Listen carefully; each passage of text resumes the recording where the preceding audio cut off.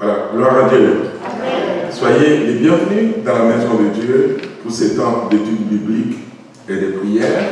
Je voulais, avant de relire avec vous notre texte de vendredi dernier, vous remercier déjà pour vos prières, pour mon épouse, Félicitas qui était malade, hospitalisée. Je peux vous informer, elle est sortie depuis hier à 13h, donc elle est à la maison, mais elle est encore très très fatiguée. Alors, merci de continuer de prier pour elle, pour que Dieu la renouvelle, mais merci pour déjà, parce qu'elle est sortie. Je peux vous dire que ce n'est pas facile quand on a 33 ans de mariage, qu'on est ensemble, 33 ans, même je dirais, parce qu'on a vécu 4 ans de fréquentation, plus 33 ans de mariage, vous comprenez, ça fait 37 ans. Peut-être que les plus anciens me diront, mais c'est rien ça. Mais c'est quelque chose. Nous, on ne s'est jamais quittés comme ça. Non, on a toujours été ensemble partout. Voilà, donc c'est pas facile. Mais merci Seigneur. Voilà. Je vous invite maintenant à prendre vos Bibles. On va lire dans Hébreux chapitre 10. Hébreux chapitre 10, c'est notre texte de vendredi dernier. Je voulais revenir parce qu'on n'avait pas fini l'étude. Hébreux chapitre 10.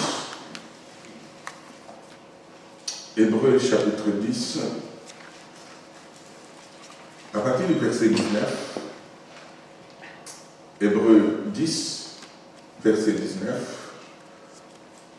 Il est dit, « Ainsi donc, frères, puisque nous avons au moyen du sang de Jésus une libre entrée dans le sanctuaire par la route nouvelle et vivante qu'il a inaugurée pour nous au travers du voile, c'est-à-dire de sa chair, et puisque nous avons un souverain sacrificateur établi sur la maison de Dieu, approchons-nous avec un cœur sincère, dans la plénitude de la foi, les cœurs purifiés d'une mauvaise conscience et les corps lavés d'une eau pure.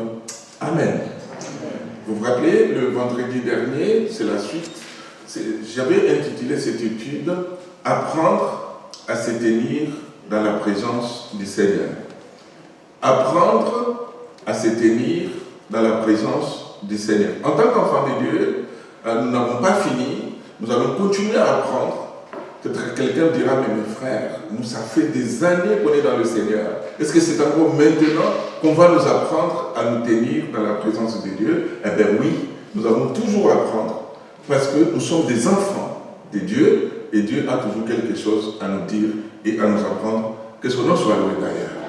Donc ce soir, nous voulons apprendre comment nous tenir dans la présence de Dieu. Le vendredi dernier, on a vu deux choses. On a vu à partir du verset 19 que la première chose qui nous permet d'entrer dans la présence du Seigneur, c'est le sang de Jésus-Christ. C'est ce que le verset 19 nous dit. Il dit, puisque nous avons au moyen du sang de Jésus une libre entrée dans le sanctuaire. Donc si aujourd'hui nous pouvons nous approcher de Dieu, nous pouvons parler à Dieu, nous pouvons même l'appeler notre Père, intercéder, prier, faire des choses dans la présence de Dieu, c'est parce que Christ a donné sa vie. Nous l'avons accepté comme Seigneur et Sauveur de notre vie, alors son sang nous a ouvert la porte du sanctuaire, la porte du lieu très saint. Parce que n'oubliez pas que dans l'Ancienne Alliance, sauf une seule personne, les souverains sacrificateurs, y avait droit une fois par an. Il entrait avec le sang des animaux pour demander pardon d'abord pour ses propres péchés et puis après pour les péchés du peuple. Mais merci Seigneur Jésus-Christ parce qu'il est entré dans le lieu très saint, non pas avec le sang des animaux, mais avec son propre sang. Il a donné sa propre vie et aujourd'hui, là, le voile qui nous empêchait dans le lieu très saint a été déchiré à travers sa chair qui a été crucifiée sur le bois de la croix. Merci Seigneur. Amen. Donc voyez-vous, le seul moyen, ce n'est pas par notre caractère, ce n'est pas par notre connaissance, ce n'est pas par notre vie religieuse, ce n'est pas par n'importe quel autre critère que nous pouvons accéder à Dieu. Le seul moyen, mes amis, que nous avons pour accéder au Seigneur, pour entrer dans la présence du Seigneur, pour nous tenir devant le Seigneur, le seul moyen qui nous ouvre l'accès, c'est le sang précieux du Seigneur Jésus-Christ. Donc si vous avez Jésus, si vous lui avez déjà demandé pardon et que son sang vous a purifié, pouvez accéder au Père, pouvez le prier, pouvez crier à lui. Alléluia. Et puis la deuxième chose qu'on a vue ensemble, d'abord avant de voir la deuxième chose qu'on a vue au verset 21, il dit, au verset 19, il dit, puisque nous avons au moyen du sang de Jésus la libre entrée. Et puis au verset 21, il dit, puisque nous avons un souverain sacrificateur. Non seulement le sang de Jésus nous ouvre le chemin, mais Jésus lui-même est notre souverain sacrificateur. C'est-à-dire que toutes sortes de barrières qui pouvaient nous empêcher d'accéder à Dieu ont été ôtées. Et nous, en tant que peuple de Dieu, nous avons dans le sanctuaire un grand sacrificateur. Donc nous pouvons nous y approcher, nous pouvons y aller. C'est pour ça que l'auteur nous dit, mais approchez-vous de nous, approchons-nous. Parce que l'accès nous est ouvert, mais en plus Jésus est dans le sanctuaire. La Bible nous dit qu'il est assis à la droite de Dieu, où il intercède pour nous. Donc Jésus est là, dans le sanctuaire, nous pouvons y aller. Donc ce texte nous encourage de nous approcher de Dieu. Amen. De nous approcher de Dieu. La deuxième chose qu'on a vue vendredi dernier, c'est que le verset 22 nous montrait, mais dans quel état de cœur, sur le plan moral, nous devons être pour nous approcher. C'est vrai que du côté de Dieu, le chemin est ouvert, la route est ouverte, l'accès est libre.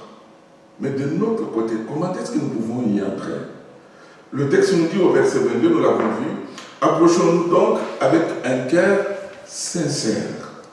On en a parlé, on a dit que le cœur sincère était un cœur authentique, était un cœur vrai, était un cœur qui n'est pas superficiel. Parce qu'on peut venir dans la maison de Dieu, mais des fois avec un cœur qui est partagé, un cœur qui est double, des fois même un cœur qui est éloigné. Alors que ce soir, nous puissions nous approcher de notre Dieu avec un cœur sincère, un cœur sans cire. Amen. Un cœur sans cire. Et puis, deuxièmement, s'approcher de lui dans la plénitude de la foi, c'est-à-dire convaincu. Celui qui s'approche de Dieu doit croire que Dieu existe et qu'il est le rémunérateur de tous ceux qui le cherchent, que son nom soit béni. Donc nous nous approchons avec conviction. Nous ne nous approchons pas d'un Dieu de Baal, nous ne nous approchons pas d'une statue, mais nous nous approchons du Créateur du ciel et de la terre. Nous nous approchons du Dieu véritable, mes amis. Nous pouvons nous approcher, mais vraiment convaincus, et parce que c'est notre temps de prière aussi, convaincus que ce que nous allons demander à Dieu, Dieu est capable de l'accomplir. Dieu est capable de l'accomplir. Troisièmement, s'approcher de lui avec des cœurs purifiés d'une mauvaise conscience. Je vous disais que notre conscience, des fois nous culpabilise, des fois nous condamne. La seule prière que nous devons faire lorsque notre conscience nous condamne, lorsque notre conscience nous culpabilise, la seule par laquelle il faut commencer, c'est d'abord demander pardon à Dieu. Parce qu'il faut que notre conscience ne nous condamne plus. Et lorsque nous avons demandé pardon à Dieu, et que la conscience continue de nous culpabiliser, mieux vaut s'approcher d'un frère, s'approcher d'une sœur, partager notre histoire. Et si après cela, ça continue, la conscience continue de nous culpabiliser, c'est que ça devient l'œuvre de l'adversaire. Parce que la Bible, elle nous dit qu'il n'y a donc maintenant aucune condamnation pour ceux qui sont en Jésus-Christ. Amen. Il n'y a aucune condamnation. Et puis Romains 8, 33 nous dit, qui accusera les élus de Dieu? Parce que c'est Dieu qui justifie. Dieu nous a déclarés justes. Alors, qui va nous condamner encore? Et puis, s'approcher de lui avec des corps lavés d'une eau pure. Donc, toutes ces choses, on les a vues vendredi dernier. Mais pour ce soir, je vais tout simplement aborder avec vous le troisième point et le dernier, quelques points, bien sûr, les raisons pour lesquelles nous pouvons nous tenir dans la présence de Dieu. Le moyen, on a vu le moyen, et puis on a vu dans quel état moral nous devons nous être pour nous approcher de Dieu. Et puis troisième chose, les raisons. Il y en a beaucoup, les raisons. Ne fût-ce que quand je vous dis les raisons pour lesquelles nous pouvons nous tenir dans la présence de Dieu, je crois que vous en avez déjà beaucoup. Si j'ai posé la question, vous verrez que vous en citerez quelques-unes. Mais j'en ai relevé aussi beaucoup, mais on ne pourra pas tout étudier ce soir. La première raison pour laquelle nous devons nous tenir dans la présence de Dieu, j'ai réfléchi, je me suis dit, mais il y a beaucoup de choses, certes, mais quelle est vraiment la raison principale pour laquelle je veux me tenir dans la présence de Dieu? La première raison que j'ai relevée, je veux me tenir dans la présence de Dieu, d'abord pour l'adorer et le glorifier. Amen. Nous allons nous approcher de Dieu. Nous allons nous tenir dans sa présence, d'abord pour l'adorer. Et ce que Dieu cherche, ce sont des adorateurs.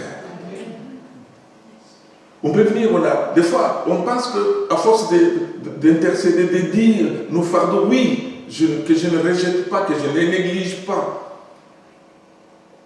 Quand on souffre, notre cœur crie, notre cœur pleure devant Dieu, bien sûr. Mais sachez aussi que quand nous adorons Dieu, quand nous glorifions le Seigneur, quand nous bénissons Dieu, Dieu est aussi capable d'apporter des solutions à nos problèmes. Adorer Dieu. Je crois que c'est la première raison. Mes amis, que ce soit quand on vient dans une soirée comme celle-ci, une soirée d'études bibliques, lorsque nous nous retrouvons dimanche matin, nous venons parce que nous sommes des adorateurs de Dieu. Et nous venons pour adorer le Seigneur. Alléluia. Le verbe adorer veut dire rendre hommage. Le verbe adorer veut dire prononcer un plaidoyer, une formule rituelle, puis une prière. Adorer Dieu évoque le geste, dans l'Ancienne Alliance, évoquer le geste de s'incliner, de se prosterner, ou même de se jeter face contre terre. Je me rappelle d'une sœur qui me demandait, mais il y a ces chants-là où on dit, je me jette face contre terre, moi je ne comprends pas ce que ça veut dire. Mais quand on dit que je me jette face contre terre, cela veut tout simplement dire que je vais adorer le Seigneur. Amen. On peut adorer le Seigneur de cette manière-là, mais c'était la manière de faire de l'Ancienne Alliance. Même si, vous voyez, quelqu'un s'est prosterné devant Dieu, mais parce qu'il est touché, au plus profond de lui, il veut adorer son Dieu de cette manière-là. Mais Jésus, lui, nous dira, quand il nous parle à la Samaritaine, il dit, mais Dieu est esprit, et il faut que ceux qui l'adorent en esprit et en vérité. Donc, le plus important, bien sûr que nous louons Dieu avec notre corps, avec notre âme, avec notre esprit, mais le plus important, c'est adorer Dieu véritablement, en esprit et en vérité. Le corps peut être fatigué, le corps peut être même des fois épuisé, mais que notre esprit adore le Seigneur.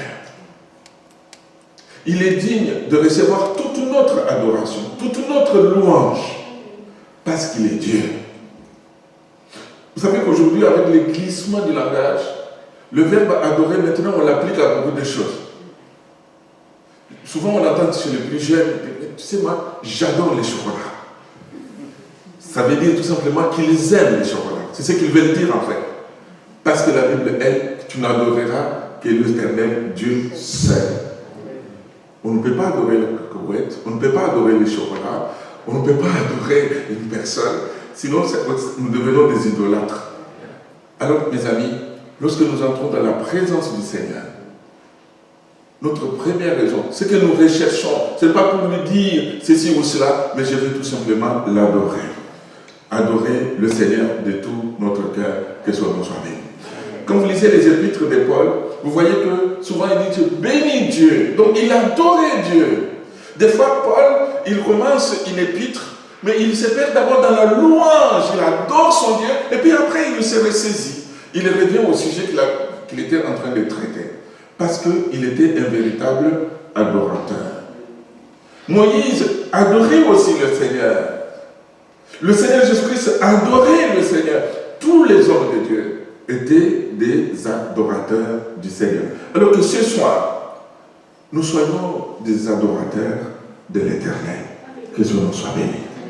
Que nous puissions adorer Dieu en esprit et en vérité. En esprit et en vérité. Parce qu'il est véritaire. La deuxième raison que j'ai relevée, premièrement, adorer Dieu, le glorifier, le bénir. Il y avait beaucoup de textes, mais je les saute. Donc, deuxième raison, c'est que nous pouvons nous tenir dans la présence de Dieu nous laisser former et transformer par lui. Je vais m'approcher de Dieu parce que je sais que c'est lui qui me forme. Et non seulement il me forme, mais il me transforme. Amen. Le Seigneur nous forme, mes amis. Nous sommes dans son école. J'ai pris Exode chapitre 34, à partir du verset 29, c'est le témoignage de Moïse. Si vous lisez à partir du chapitre 32, vous vous rappelez, c'est les veaux d'or, Moïse est en colère, les tables de loi vont tomber, vont se casser.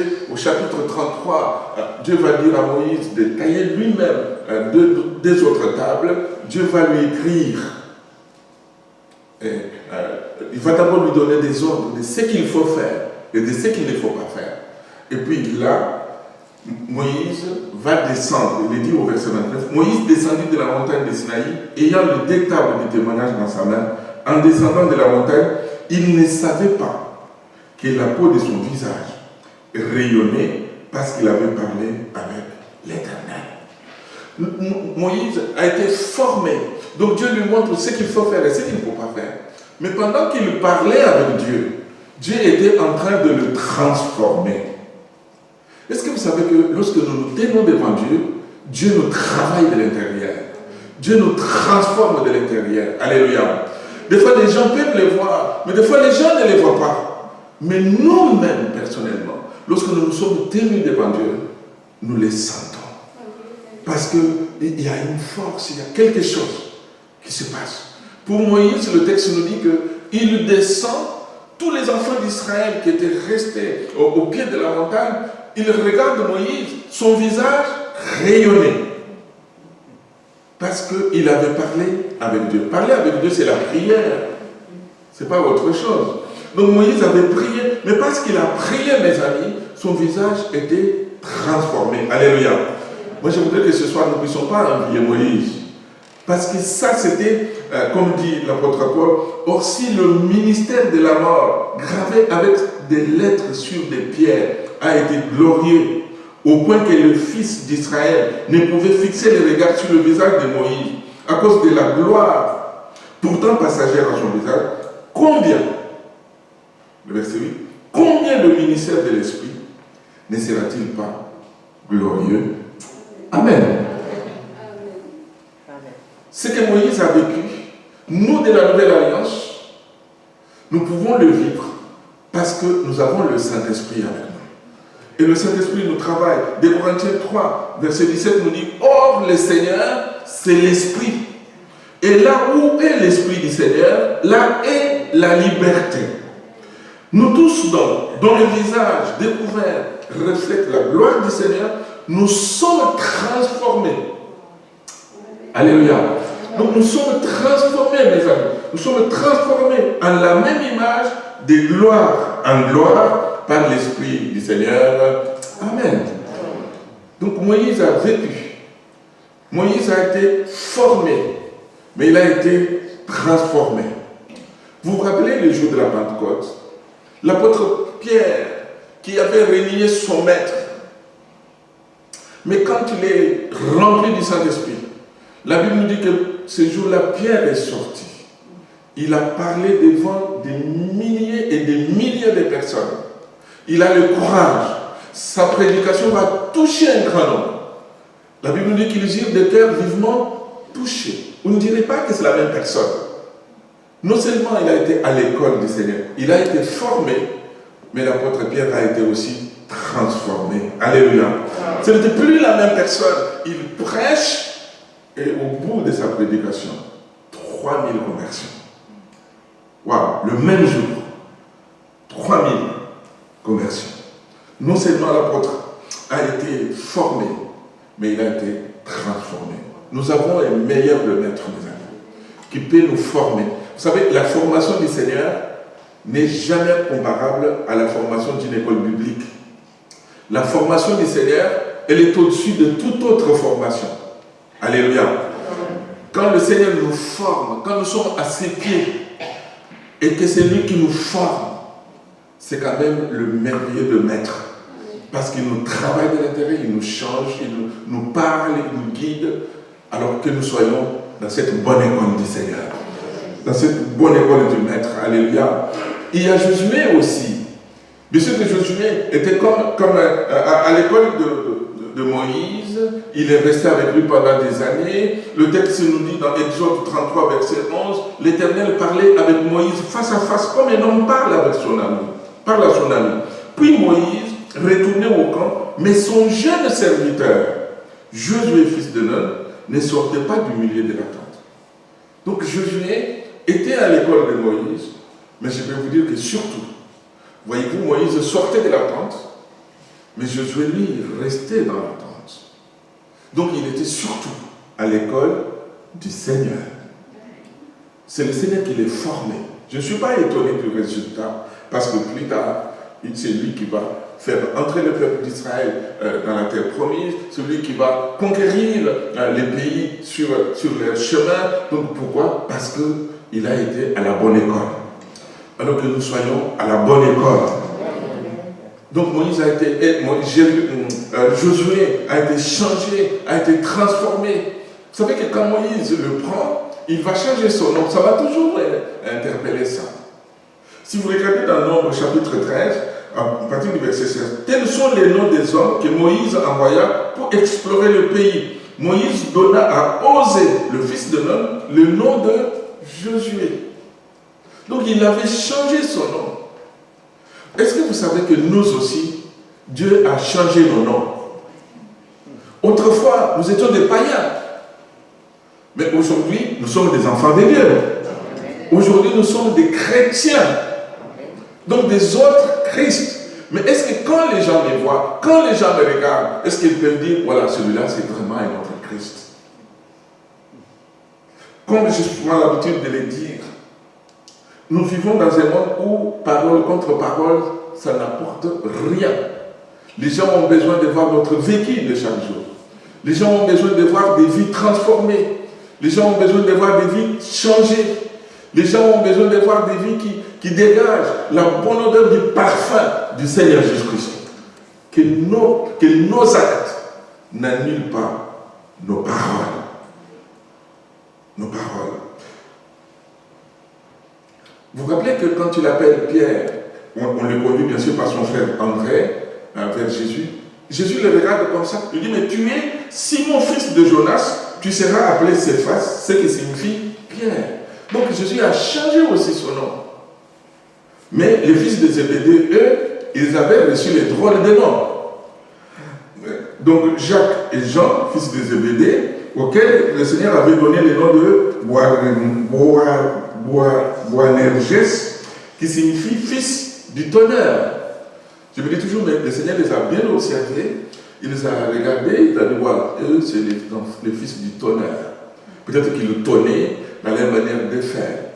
Voilà, nous sommes à l'école du Seigneur, alors que le Seigneur nous forme, et il veut nous former. Il a laissé le Saint-Esprit qui nous instruit, mais non seulement il veut nous former, le Seigneur veut nous transformer.